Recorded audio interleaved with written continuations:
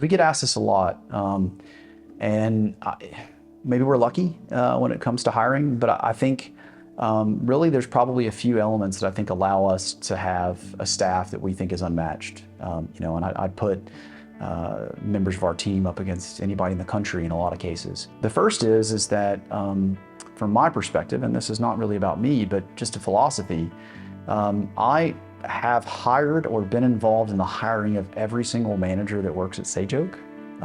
There's maybe 2 or 3 exceptions out of, say, 100 over the 7 years.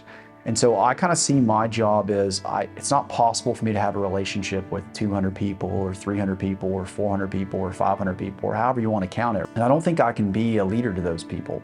But what I can do is identify 20 people, 15 people on the management team and pour into them and make sure that they understand how we want this place to run and how we want this place to look. And it allows me to leverage myself vis-a-vis the management staff. So I think that's a big part of it. And as time goes on and we gain traction in the marketplace, the vast majority of our referrals to come join our team come from people that already work for us, or they come from members of our management staff that say, hey, I used to work here, I know this group of people. And so they're already kind of vetted because they've worked alongside of our management team.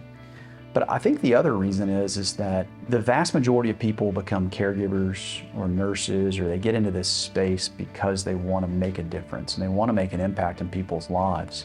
And to a person, anybody that's ever worked in a traditional big setting or traditional big building, they might have a 20-to-1 ratio or a 25-to-1 ratio of caregivers to residents. To a person, they never feel like they're making a difference. There's only so much you can do when you got 25 residents under your care.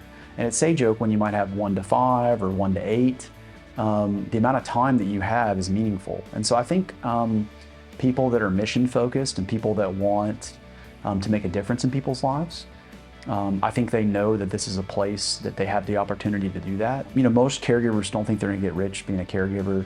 Most nurses that opt to work in a place that's open 24 hours a day versus doing a job that might be simpler, sometimes even pays more, they do it because they want to make a difference. And so I think giving people the opportunity to make a difference, to have a purpose-driven career, and to have good quality time with residents and with families, and really respect their coworkers, I think that makes all the difference. So I really think it boils down to culture.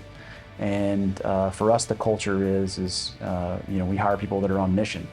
And our mission is to provide the best level of care, the best food, and the best communication, because we think those things are the elements that make up a great assisted living and memory care facility. And I think we're pretty good at identifying the people that are on mission with us.